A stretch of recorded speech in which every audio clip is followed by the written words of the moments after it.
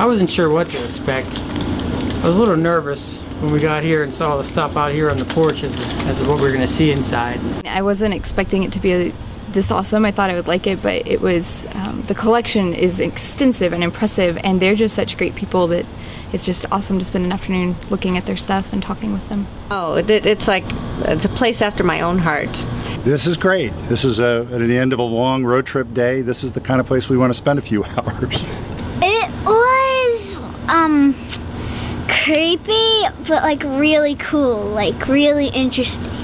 So you've already had an interest in kind of this culture? Oh, absolutely. I've been weird and macabre my entire life. So I've always been a weirdo, clearly, because I'm wearing cat ears and I travel around in a bus full of cats that perform tricks. So. And I read about them, I cannot remember the magazine, but it was like the 10 best kept secrets in Pittsburgh type of an article. And this was like #1 on the list, and the author was just, you know, going on about what a cool place it was. We were up to date on our tetanus shots, so we had no fear with that.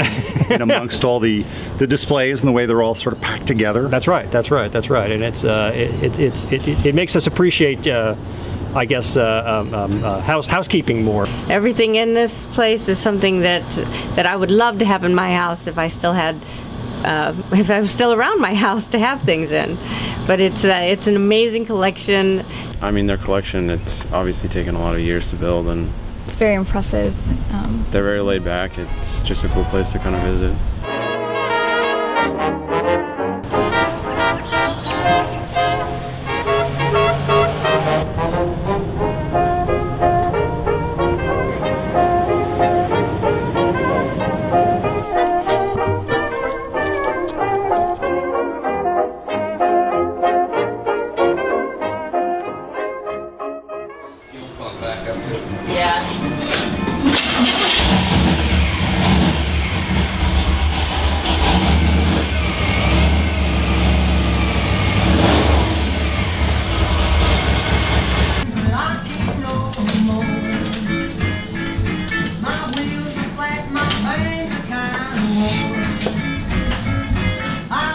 So what kind of car is this?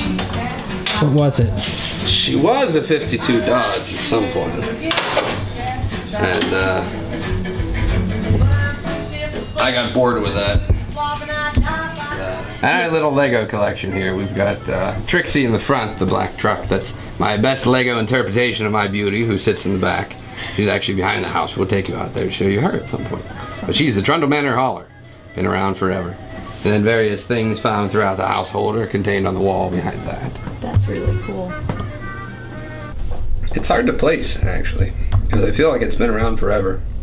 But I think Trundle Manor began when our collection got so big that we had to show to the public. Both of us love tourist traps, and we thought, well, you know, much like in Doug Funny, where there's a potato that's the thing, but it's just a potato that looks like a bat. If you get people to stop to look at a potato that looks like a bat, then we sure as crap have enough stuff to show off. It's been skinned, so it's just the inside. I'll let you try that. Looks like an alien. I wish it was that exotic. Bit more domesticated than an alien.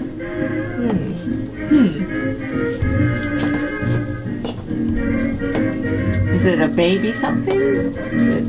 Now it's full grown. Full grown. Give up yet? Yeah, It's our friend's cat. Oh. You've never seen them without the... Yeah, I've never seen them without the skin, yeah. Just make sure that everybody knows that Trundle Manor is we're not killers, we're collectors. We always have to give that as a disclaimer. You worry people get the wrong idea? Yeah, we realize that some people are uneasy with taxidermy. We get that. And I don't expect everybody should love things in jars and dead stuff on your walls. But we want to make it much like a natural history museum, where it's more fascinating than morbid. It is tough going to other people's houses because we always say we love visual overkill, and I've always loved, you know, a leather jacket with too many buttons on it or a wall with too many things on it. So to go to somebody else's house and look at their beige walls and their their dog cage and whatever people have. It's kind of boring in a way, but I mean, they know what to expect coming here. They usually know about that before they see it. People do tend to ask a lot of questions. I think it's not something that most people are familiar with. It's sort of and we live in our own little world, so people do get curious about it. Above the doorway here is our tribute to classic horror films. They're a pretty big influence on us, if you can't tell. We've got the life cast of Bela Lugosi, the first Dracula. In the middle is Vincent Price, and then Boris Karloff, the most famous Frankenstein monster. And we have Vincent Price's autograph under his head. My grandmother met him in the 70s when he was doing theater. Cool. I'm very jealous. And that's a jar of Bela Lugosi's grave dirt. So if there's one thing from the original Dracula we need, it's the dirt he's buried in. Yeah, it's in LA, right? Yeah. Coffee doesn't actually do anything to me. I just kind of keep hoping it will. Yeah. I don't know. I think I do tours better when I've had too much coffee. Yeah. I think I'm slightly abused. It's funny, I can't really remember what we must have said at the beginning. It must have been very awkward and stilted, but we've kind of developed this script and it happened organically. Sometimes tours will come and they'll say, like, we have a bear that's underneath the table of drunken bears, and somebody said, oh, he drunk himself under the table. So we've adopted that and we say that each time now. And there's basically a script. There's certain things we always talk about, and it's ad-libbed. It just develops over time. Maybe I'll record it just because it's our big fancy one. Yeah. Well, should we like 2 people? We'll wait. It'll be terrible.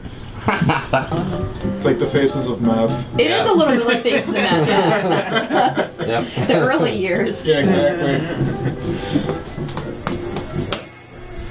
And then there's a certain amount of lights for everything that we have to put on because it's all about the lighting at certain points. Because that's how it makes it more than just someone's collection. At least to me. As our passions grew for what we were collecting, the household grew, and we were lucky enough that we didn't get a lot of tours in the beginning. And I think the people that did find us, it was just so strange that it was this weird little house in Swissvale that was just letting you in and letting you look around. And we didn't know what to tell people or what to talk about.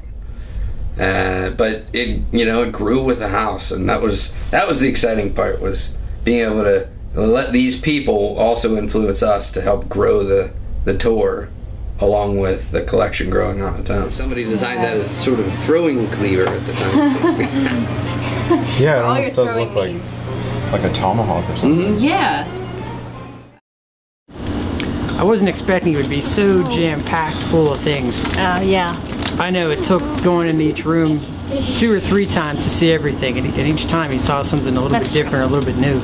Yeah. The amount of work that has to go into a place like this to keep it all tidy is mind-boggling. Really wonderful hosts. I felt an immediate kinship with the house and the people as soon as I walked in.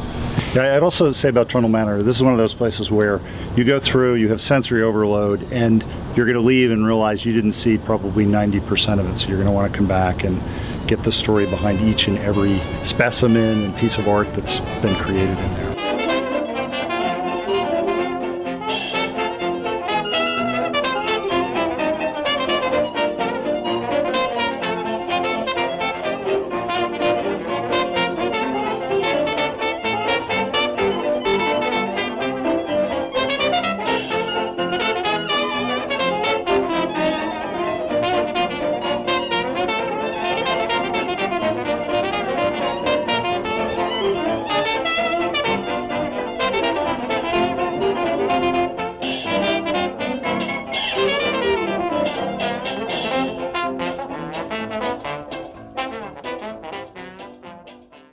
It's funny, I was very much the typical princess pink bubblegum gown type girl when I was very young, and somewhere when I was a teenager, I mean, I was always different, and my parents grew me up on old monster movies and just old movies in general, so that always had an influence on me. I wanted to be a 50s juvenile delinquent when I was a teenager, and somewhere along the way I sort of got into goth and punk and all that stuff, so half of me wanted to be Barbie and half of me wanted to be Vampira.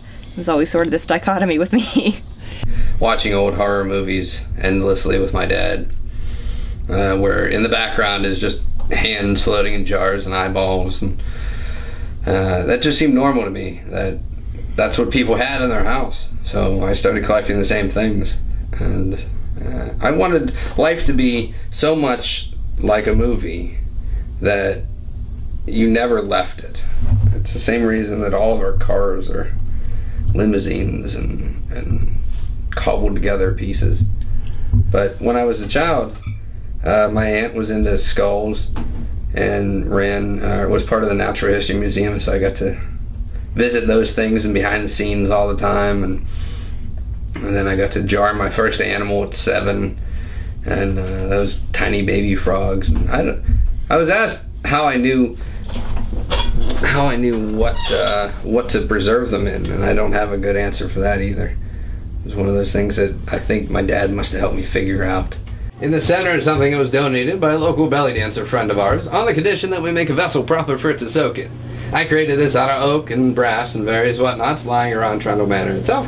Tried to make it as beautiful as the woman that it came out of as it is. We also gave it somewhat of a voice. So thusly was born Olivia's singing tumor. In Pittsburgh, Night of the Living Dead was always on TV because they filmed it here, so it was just sort of a part of growing up, and they grew up watching TV horror host type shows late at night and the Addams Family, and it never seemed, I don't know, I guess as normal, quote unquote, as my parents are, as mainstream as their tastes run, they never made me feel that it was only a Halloween thing. There was never a stigma with that stuff. It was just always around. They're creepy and they're kooky, mysterious and spooky. My mom and my dad are both artists, so I think that helped in letting me stay strange throughout my lifetime, and you know, watching the Addams Family with them, and teaching me that, you know, we like to think of ourselves as more of a mild down Addams Family when we were growing up, because my family was strange and they knew that, but the outside world was still part of you know, the world, and we just kind of had to get along with everybody, and we didn't think it was so strange that everybody else was so normal and we liked different things. What is this? That's a chicken claw that somebody gave to us at one of our traveling shows, and had some kind of weird disease. It's all warty and mangled. Yeah, he said, I raise chickens and they get this disease sometimes, so he brought that for us. That's awesome. That was really cool. Now, how did you find him? It's funny, I used to go to car shows with my dad, and like I said, I grew up wanting to be a 50s juvenile delinquent and loving the whole greaser rockabilly culture, and the one year I went to the show downtown, and he had his old car club set up, and they all had their flat black sort of punk looking rat rods, and they were all greasers, and for some reason I had never seen that before, and I just said, you guys live in a movie every single day, I'd like to know you, but I didn't say anything. I didn't know them, I didn't feel confident enough, and I sort of you know, was aware of the club's presence, and I did end up MySpace stalking him when I was able to find out who he was. And then I found out, oh, he lives in basically the Addams Family house, and oh wait, he's single now. Oh, I certainly didn't time that accurately, and then I friended him, and he sort of invited me over. He said, we know some of the same people and we should be friends. I said, yes we should. And I looked at her profile and I thought, oh my god, this girl is into everything that I love and she is gorgeous. And then I invited her over for taxidermy the next day, or the next week. I'll teach you taxidermy, you know, we can hang out. And we ended up doing that the next week, and I always say it's love at first slice. What is that? They're rats. They look like they have little scabies or something. They're special. Hairless rats. Wow. Oh, he's cute. Yeah. Oh, Mel. You're petting it. I am. He's sweet. He should be on my hat. But whenever I walked in, he had Tom Waits music playing and incense was burning and all the lights were dim, and I said, this feels like a really sexy funeral home. Something about the atmosphere made me never want to leave. I sort of stepped into the world that I had always wanted to. Now I'm going to have you folks follow through with me in this little tale. Now I told you about my dog there, the head of it being a garfish. And there's another garfish head in that the center of that big cabinet over there. Now the garfish, a strange creature, prehistoric in nature, it's been living forever. Still lives to this day in our rivers. It's got bony scales, can grow to be 15 feet long, a bifurcated tongue full of... We don't go out hunting, we don't kill things for the collection. We kind of like the things that have been around for a long time, and we just want to continue to give this weird love to these things that have fallen out of place in in people's homes. I think they just do it kind of in the city park now because it's in a small town, so the city will take any opportunity to get a lot of people in. That makes sense. So they really like exploit it. That's one of our newest cases. So I just told you about that. I did not. We were talking about hobo conventions. Yeah, this is awesome. That's one of our newest ones. The case itself was made by a Votech school. You can see the little plaque there. It's made by kids, but we found that at an old school. I mean, it's never boring, and there's, you know, always at least a couple regular tours per week, so I can't really say what the future holds. It's going to be something fantastic. I'm optimistic. There's always somebody weird coming into my house.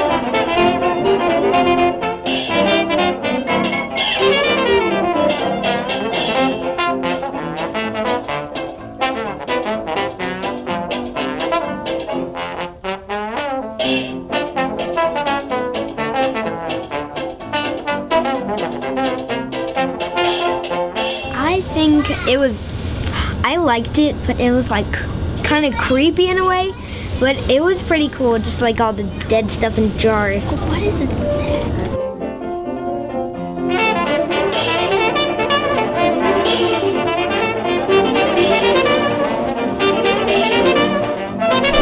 Little zombie family inside. There's babies, and the mom's cooking a hand, and the dad's trying to get out. The dad's trying to get out.